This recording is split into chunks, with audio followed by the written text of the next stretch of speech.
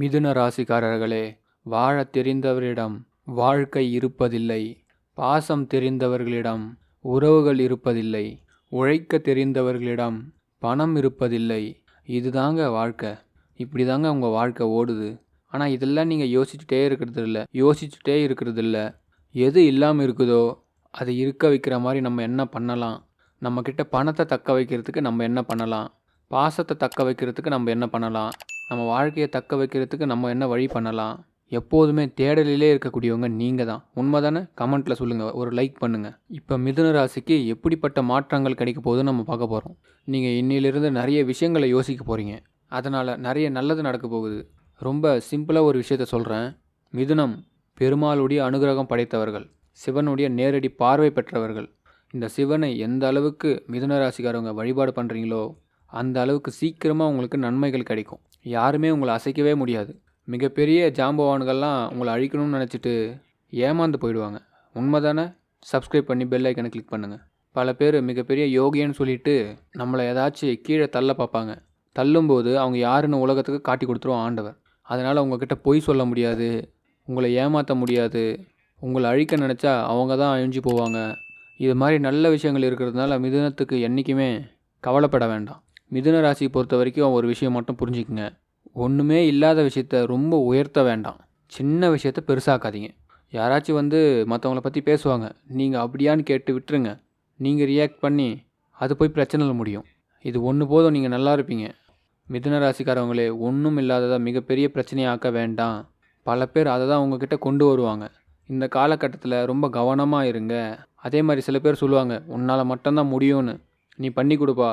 நம்ம ரொம்ப பாசமாக அன்பாக சொல்கிறாங்கன்னு சொல்லிவிட்டு நம்மளை பெரிய அளவில் இந்த ஆள் நம்புகிறாரு, அதனால் செஞ்சு விட்டுருவோம் அப்படின்னு மட்டும் நினைக்காதீங்க. அவரை உங்களை செஞ்சு விட்டுருவார். மிதுன ராசிக்காரர்களே, கடவுளை பார்த்ததில்லை என்று ஒருபோதும் சொல்லாதீர்கள். உங்களுடைய கஷ்டத்தில் உதவுபவர் எவரோ அவங்க எல்லாமே கடவுள் தான். நீங்கள் அப்படி தாங்க நினைப்பீங்க. கடவுள் போல் கை கொடுத்தாருங்க, கடவுள் போல் காசு பணம் கொடுத்தாருங்க, இல்லைனா என் பொண்ணுக்கு நான் கல்யாணத்தே பண்ணியிருக்க முடியாதுங்க அப்படின்னு யாரெல்லாம் கொடுத்து உதவினார்களோ அவர்களெல்லாம் கடவுளாக மதிக்கக்கூடியவங்க இந்த மிதுன ராசிக்காரவங்க. உண்மை தானே? சப்ஸ்கிரைப் பண்ணுங்கள், கமெண்ட்டில் சொல்லுங்கள், லைக் பண்ணுங்கள். நன்றி மறவாத நல்ல உள்ளங்கள் நீங்கள் தாங்க. அதே மாதிரி போலியான மனிதர்களை தயவு செஞ்சு தூக்கி எறிஞ்சிருங்க. வேண்டாம். சில பேர் சொல்லுவாங்க, உங்களால் முடியுங்க அப்படின்னு. உன்னால் முடியும் அப்படின்னு சொல்கிறதே அவங்களுடைய வேலையை உங்கள் தலையில் கட்டுறது தான். இதுதான் மிதுன ராசிக்காரவங்க இந்த இடத்துல நீங்கள் தெரிஞ்சுக்கணும். உண்மையாக உங்களுக்கு உங்கள் வாழ்க்கையில் ஒரு மாற்றத்தை மாற்ற நீங்கள் நினச்சிங்கன்னா அதை உருவாக்க முடியும். அதை நீங்கள் நினைங்க. யாராச்சும் ஒரு கணக்கை போட்டு உங்களுக்கு கொடுக்குறாங்கன்னா அங்கே யோசிங்க. இந்த காலகட்டத்தில் அப்படி தான் நீங்கள் யோசிக்கணும். சில பேர் அட்ஜஸ்ட் பண்ணிக்க சொல்லுவாங்க, கொஞ்சம் அட்ஜஸ்ட் பண்ணிக்க அப்படின்னுவாங்க. இதெல்லாம் ஊரில் அப்படி தான். நம்ம வெளியூரில் போய் வேலை பார்ப்போம், இல்லை ஒரு தொழில் ஆரம்பிப்போம், ரொம்ப கஷ்டப்படுவோம். அவங்க ஒரே வார்த்தை கொஞ்சம் அட்ஜஸ்ட் பண்ணிக்கங்கன்னு சொல்லுவாங்க. என்ன அட்ஜஸ்ட் பண்ணுறது?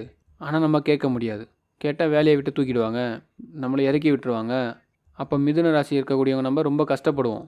ஏன்னா ஏற்கனவே நம்ம பின்னாடி நம்ம குடும்பம் இருக்குது, நம்ம முன்னாடி தயன்னு குடும்பம் நிற்கிது. என்ன பண்ணுறது? அப்போ அட்ஜஸ்ட் பண்ண மாட்டேன்னு சொல்லக்கூடாது. அப்போ அதே நேரத்தில் அட்ஜஸ்ட் பண்ணாமல் அதை புரிய வைக்கணும், காலம் கடத்தணும். எல்லாத்துக்கும் ஓகே சொன்னோம்னா வாழ்க்கை என்ன ஆகிறது? அதே மாதிரி பார்த்திங்கன்னா இந்த நேரத்தில் சில பேரை புரிஞ்சிக்கவே முடியாது. இப்போ கூட ரீசெண்டாக நிறைய பேர் உங்கள் வாழ்க்கையில் வந்திருப்பாங்க. கமெண்ட்டில் சொல்லுங்கள், அது மாதிரி வந்திருக்காங்களா இல்லையான்னு. நீங்களும் நினைப்பீங்க, என்னையா படுத்துகிறாங்க இவங்க, இப்படி பண்ணுறீங்களேடா. அதே போல் தேவையில்லாத சில பேர்லாம் வந்துட்டு போவாங்க. 4 மாதத்தில் கொஞ்சம் கவனமாக இருங்க. என்னை பொறுத்த வரைக்கும் நான் 2 விஷயத்த சொல்லுவேன். உங்கள் மனசுக்கு ஓகேன்னு செய்யுங்க, இல்லைனா அதை தவிர்த்து தூக்கி எறிஞ்சிருங்க. சில நேரம் பார்த்திங்கன்னா செட்டு போட்டு வாழ வேண்டிய கட்டாயம் ஏற்படும். முக்கியமாக சேமிப்பு குணத்தை ஏற்படுத்திக்கங்க.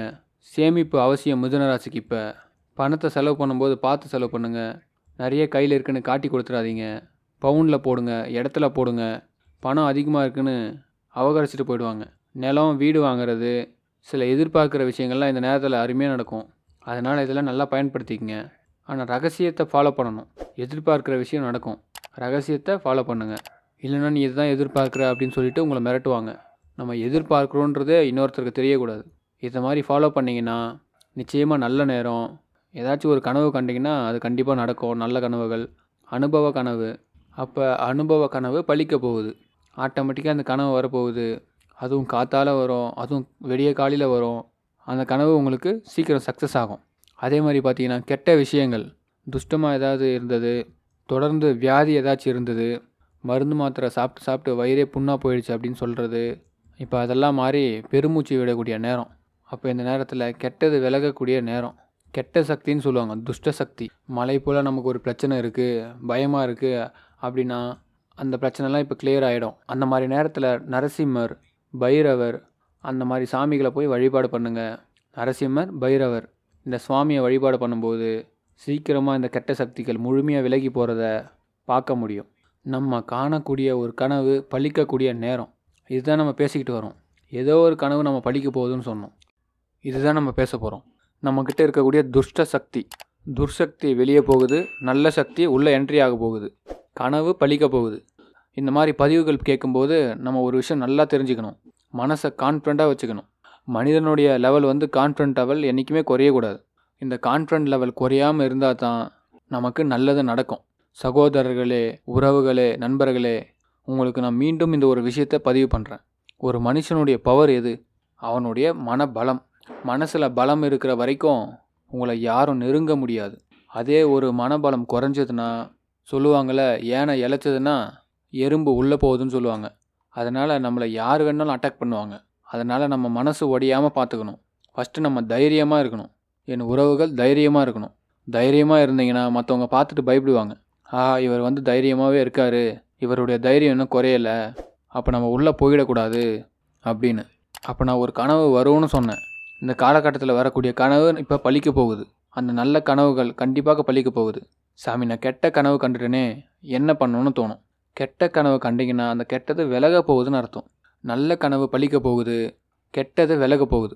இது வரைக்கும் நமக்கு யாராச்சும் தொந்தரவாக இருந்தாங்க, பிரச்சனையாக இருந்தாங்க, வில்லங்கமாக இருந்தாங்கன்னா விலகிடுவாங்க. நம்ம ஏதாச்சும் ஒரு அரியணையை எதிர்பார்க்குறோம், ஒரு ராஜ வாழ்க்கையை எதிர்பார்த்துருக்குறோம், ஒரு சுப வாழ்க்கையை எதிர்பார்த்துருக்குறோம், நிறைய விருப்பங்களை எதிர்பார்த்துருக்குறோம், நிறைய நண்பர்களை எதிர்பார்த்துருக்குறோம், சுபமான சூழ்நிலையை எதிர்பார்க்குறோன்னா அதெல்லாம் நடக்க போகுதுன்னு அர்த்தம். அப்போ இந்த நேரம் நமக்கு கனவு ரொம்ப பலத்தை கொடுக்கும். இதுதான் கனவு சாஸ்திரம். இந்த காலகட்டத்தில் பிறந்த நீங்கள் தெய்வ பலத்தால் நீங்கள் நினைக்கக்கூடிய விஷயத்தை எளிமையாக அடைய முடியும். அதுக்கு ஒரு விஷயத்தை நீங்கள் மனசில் தெளிவுபடுத்திக்கணும். நம்ம என்ன செய்யக்கூடாதுன்னா, வாழ்க்கையில் கன்ஃபியூஸ் ஆகக்கூடாது, குழப்பம் அடையக்கூடாது. இந்த மனம் குழப்பம் அடைஞ்சிச்சின்னா யாரும் ஒத்தாசி பண்ண மாட்டாங்க. அது இன்னும் ரணகலமாக்க தான் பார்ப்பாங்க.